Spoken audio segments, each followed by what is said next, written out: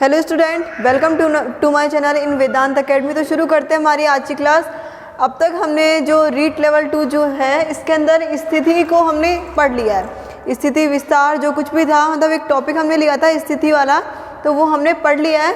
तो अब हम चालू करते हैं। मैंने आपको लास्ट वीडियो में बता दिया था कि सूर्य के सापेक्ष की यदि हम बात करते हैं तो इसके अंदर मैंने आपको कुछ यही बताया था, कुछ इसी तरीके से मैंने आपको बताया था कि ये हमारी पूरी पृथ्वी है, ये हमारा भूमध्य रेखा है और ये क्या है, कर्क रेखा और मकर रेखा, कर्क रेखा और ये क्या है, मकर रेखा। ठीक है, तो यही सब कुछ हमने पढ़ा था। सूर्य के सापेक्ष की हमने बात की थी, तो आज हम इसी के ऊपर पूरा चर्चा करने वाले हैं, इसी पे हम पढ़ने वाले हैं और इसके क्वेश्चंस किस किस तरीके से आते हैं वो सब कुछ हम पढ़ने वाले हैं। तो ठीक है, शुरू करते हैं वीडियो को। लेकिन उससे पहले आप मेरे चैनल को सब्सक्राइब कीजिए और प्लीज़ बेल आइकन को प्रेस भी कीजिए, जिससे आपको टाइम टू टाइम अपडेट्स मिलती रहे। तो ठीक है, शुरू करते हैं क्लास को। हाँ जी, तो देखिए ये थी हमारी पूरी पृथ्वी। पृथ्वी पे क्या है, जो उत्तरी गोलार्ध और दक्षिणी गोलार्ध, मतलब जो पृथ्वी को हमारी एक रेखा है जो दो भागों में बांटती है। कौन कौन से, उत्तरी गोलार्ध और दक्षिणी गोलार्ध। कौन सी रेखा है वो, भूमध्य रेखा है। अब देखिए ये कौन सी है, 0 डिग्री अक्षांश जिसे बोल रहे हैं हम भूमध्य रेखा। एक कौन सी है, कर्क रेखा और मकर रेखा। अब देखो इतना हम सब कुछ पहले पढ़ चुके हैं और हमको ये भी पता है कि जो हमारी पृथ्वी है, पृथ्वी की जो भूमध्य रेखा जो है, यहाँ पे सूरज की किरणें सीधी पड़ने की वजह से क्या होता है, यहाँ पे जो तापमान है वो कैसा रहता है, उच्च रहता है।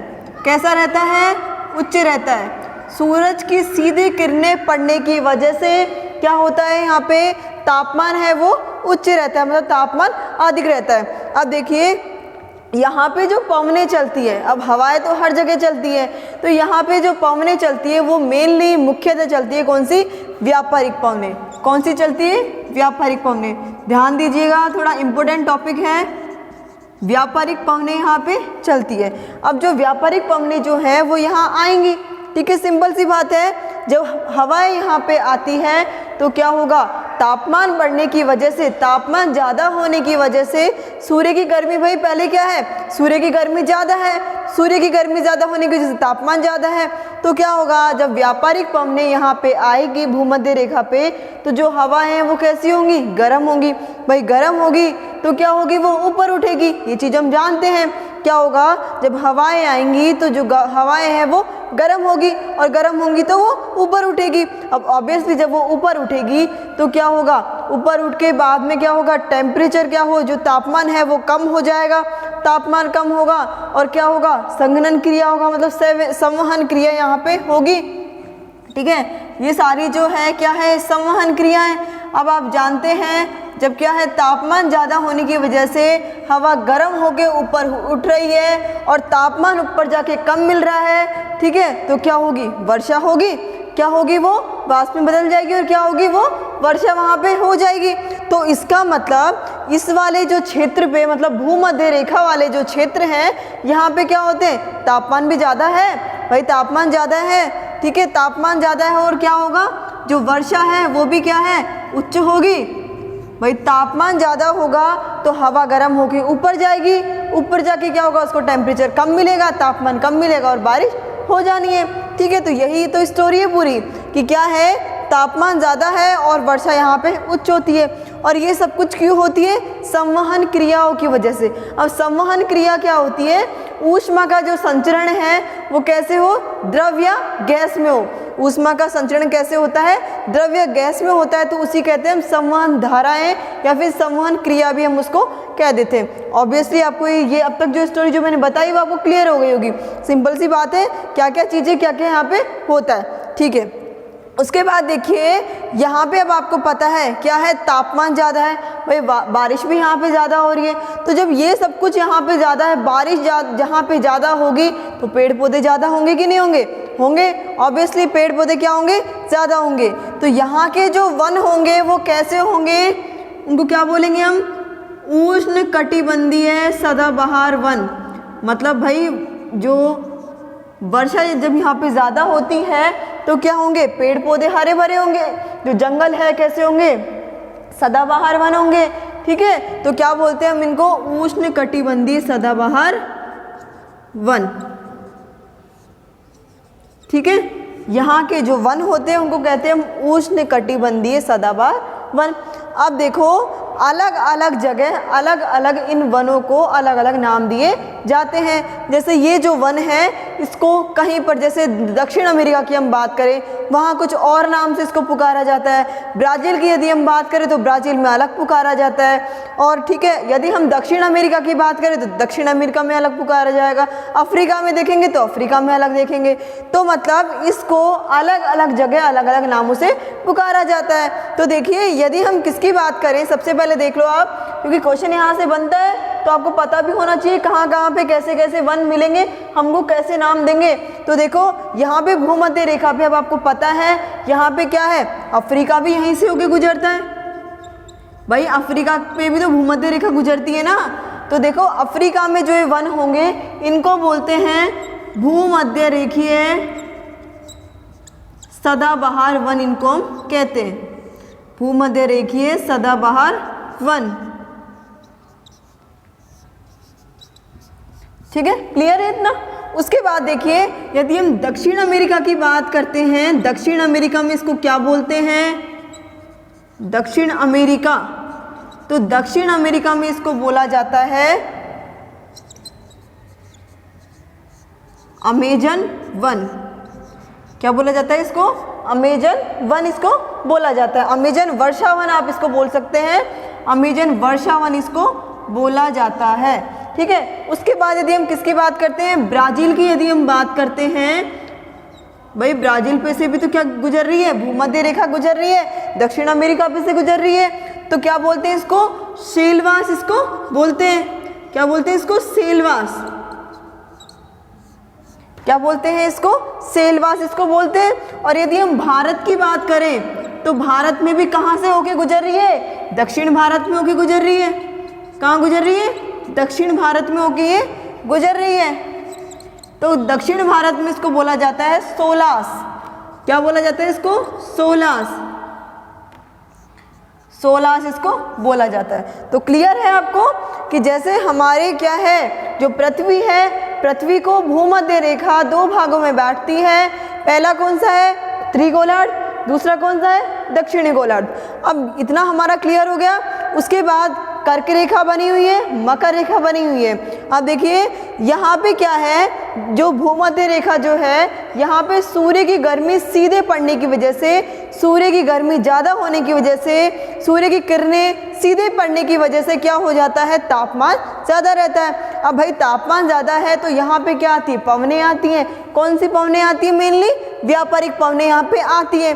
तो भाई व्यापारिक पवनें यहाँ पे आती हैं तो क्या होगा, पवनें आएंगी, हवाएं आएंगी और क्या होगा, गर्म होंगी हवाएं। भाई तापमान क्या है, ज़्यादा है, तो क्या होगा, तापमान ज़्यादा होने की वजह से पवनें क्या हो जाएंगी, गर्म हो जाएंगी और गर्म होके ऊपर उठ जाएंगी और ऊपर उठ के क्या हो जाएगा, बारिश हो जाएगी। भाई टेम्परेचर कम मिलेगा तो क्या हो जाएगी, बारिश यहाँ पे हो जाएगी। भाई बारिश भी यहाँ पे ज़्यादा है, तापमान भी यहाँ पे उच्च है।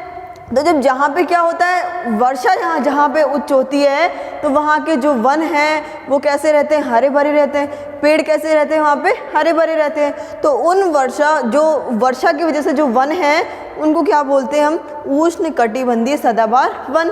क्या बोलते हैं इनको हम, उष्ण कटिबंधीय सदाबहार वन इनको हम कहते हैं। ठीक है, उसके बाद देखो ये जो वन है इनको अलग अलग जगह पे अलग अलग नाम दिए गए हैं। सबसे पहले देख लो भूमध्य रेखा सदाबहार वन कहाँ कहा जाता है इसको, अफ्रीका में। अफ्रीका में क्या बोलते हैं, भूमध्य रेखीय सदाबहार वन इसको बोला जाता है। दक्षिण अमेरिका में देखेंगे, दक्षिण अमेरिका से भी तो निकल रही है भूमध्य रेखा, तो कौन सी, अमेजन वर्षा वन इसको बोलेंगे हम। ब्राज़ील में देखते हैं सेलवास। और भारत, दक्षिण भारत की यदि बात करते तो सोलास। अब आपको पता है कि भाई तापमान ज़्यादा है तो यहाँ के लोग तो हमको अलग ही दिख जाते हैं। अफ्रीका की बात करें तो अलग ही आपको ब्यूटी उसकी वहाँ की नज़र आएगी। तो ठीक है, ये आपको क्लियर हो गया होगा। उसके बाद देखो अफ्रीका ही नहीं, आप कहीं का भी ले लो, श्रीनगर का देख लो, श्रीनगर में क्या है, तापमान कम है तो भाई वहाँ के लोग भी अलग दिखेंगे। तो यही है कि बिल्कुल क्या हो जाता है, जहाँ से जैसे टेम्परेचर होगा, जहाँ पे जैसा तापमान होगा वहाँ पे वैसे लोग हमको दिखने को मिलते हैं। ठीक है, तो ये आपकी जो स्टोरी है वो क्लियर हो गई होगी। उसके बाद देखो अब यहाँ पे हम क्या बात कर रहे हैं, आपके पास एक क्वेश्चन आता है, जैसे सूर्य के सापेक्ष से ही आता है आपके पास, चक्रवात की जो है, चक्रवात के बारे में हमको पढ़ना है यहाँ पे। तो चक्रवात जो है, अब देखिए यहाँ पे, यहाँ क्या होता है, ये क्या है, हमारा धरातल है। क्या है ये, हमारा धरातल है। अब देखिए आपको पता है कि जो हमारा सूर्य जो होता है वो दिन के टाइम पे कुछ ऐसे रहता है, लंबवत रहता है। ये कैसे रहता है, ये लंबवत रहता है। कैसे आता है, ये लंबवत आता है। ठीक है, जो सूरज है वो दिन के समय की बात कर रहे हैं, 12 से 4 के बीच की हम बात करते हैं, तो कैसा रहता है, ये लंबवत रहता है। अब आपको पता है प्रकृति का नियम है, प्रकृति हर एक चीज़ को क्या करती है, संतुलित बना के रखती है। तो भाई कैसे संतुलित बनाएगी, कि जो संतुलित कैसे बनाएगी ये, कि जब यहाँ पे क्या है, तापमान ज़्यादा है, तापमान क्या है यहाँ पे ज़्यादा है, भाई सीधे किरणें जब यहाँ पे पड़ रही है, लंबवत जब यहाँ पे पड़ रही है, तो क्या होगा, तापमान यहाँ पे अधिक होगा। भाई भूमध्य रेखा की बात करें ना हम, क्या बात कर रहे हैं, तापमान क्या होगा यहाँ पे, अधिक होगा। ठीक है, तापमान यदि यहाँ पे अधिक है, अब आपको पता है दाब क्या होगा भाई, वायु दाब कम होगा। इतना तो हम जानते हैं, जहाँ पे तापमान अधिक होता है वायु दाब क्या होता है, वहाँ पे कम होता है। अब जब वायु दाब यहाँ पे कम है तो ठीक है, हम जानते हैं प्रकृति का क्या नियम है, हर एक चीज़ को संतुलित करके रखना। भाई संतुलित हो गया ना, कि तापमान ज़्यादा हो गया और वायु दाब कम हो गया, तो क्या होता है, जो पवनें होती है इनकी भी एक दिशा होती है। कैसी दिशा होती है, ये क्या करती हैं, उच्च वायु दाब से निम्न वायु दाब की ओर ये गति करती है। तो भाई जहाँ पे उच्च वायु दाब है, कहाँ है उच्च वायु दाब और निम्न वायु दाब, यहीं से आपको पता चल जाएगा। मैंने आपको पहले ही लिख दिया है, यहाँ क्या है, वायु दाब कम है। भाई सूरज की जो क्या है, सूरज की जो गर्मी है वो सीधे पड़ रही है, तो तापमान ज़्यादा हो गया और वायु दाब कम हो गया। तो भाई कहाँ पे है वायु दाब ज़्यादा, यहाँ पे है, तो यहाँ से क्या होगी, सूरज जो किरणें हैं, जो पवनें हैं वो इस तरीके से आएगी, ऐसे तो आएंगी ना, वहाँ पे हम उसी की बात कर रहे हैं वैसे तो, लेकिन एक समझाने का तरीका है कि किस किस तरीके से क्या प्रोसेस होती है। चक्रवात की बात करें तो यदि हम क्वेश्चन जो बन के आता है वो किस तरीके से बन के आता है वो भी अभी हम देख लेते हैं। तो देखो जो पवनें हैं वो कैसे आती हैं, उच्च वायुदाब से निम्न वायुदाब की तरफ ये पवनें आती हैं। तो देख लीजिए उच्च वायुदाब से निम्न वायुदाब की तरफ आ रही है कि नहीं आ रही है, आ रही है। ठीक है, अब यहाँ पे क्या हो गया, तापमान ज़्यादा है भाई, तापमान ज़्यादा है, वही चीज़ है कि तापमान ज़्यादा है तो क्या होगा, ऊपर उठेगी, ऊपर उठेगी ना, तो तापमान ज़्यादा है तो क्या होगा कि जो हवा है वो गर्म होके यहाँ के जितने भी धूल भरे जो कण हैं उनको लेके क्या करेगी, ऐसे की ऐसे चले जाएगी। यही चीज़ तो है, और इसी को तो बोलते हैं हम चक्रवात, यही तो बोलते हैं चक्रवात। और या फिर क्या बोलते हैं, भभूल्य जिसको बोलते हैं, भभूलिया जिसको बोलते हैं हम, वो भी यही चीज़ होती है। ठीक है, तो चक्रवात भी यही है। और क्या है, तो ये सब चीज़ें हमारे पास क्वेश्चंस क्या आता है वो क्वेश्चन को अभी हम सॉल्व करते हैं। तो देखिए ये क्या है, चक्रवात है। अब यदि हमसे पूछ ले कि राजस्थान में चक्रवात की स्थिति क्या है, भाई हमसे दिशा पूछ ले तो हम कैसे बताएंगे, किसमें, दक्षिणी राजस्थान से यदि हम पूछ ले, हमसे पूछ लेता है कि दक्षिणी राजस्थान से यदि हमसे पूछ लेता है, सॉरी पश्चिमी राजस्थान से क्वेश्चन हमसे पूछ ले, पश्चिमी राजस्थान में चक्रवात की स्थिति क्या है, तो कैसे बता पाएंगे हम, सिंपल सा है, ये क्या है, घड़ी है, क्या है ये 6-9। ठीक है, अब क्या होता है, घड़ी कैसे चलती है, ऐसे चलती है ना भाई, ऐसे तो चलती है घड़ी।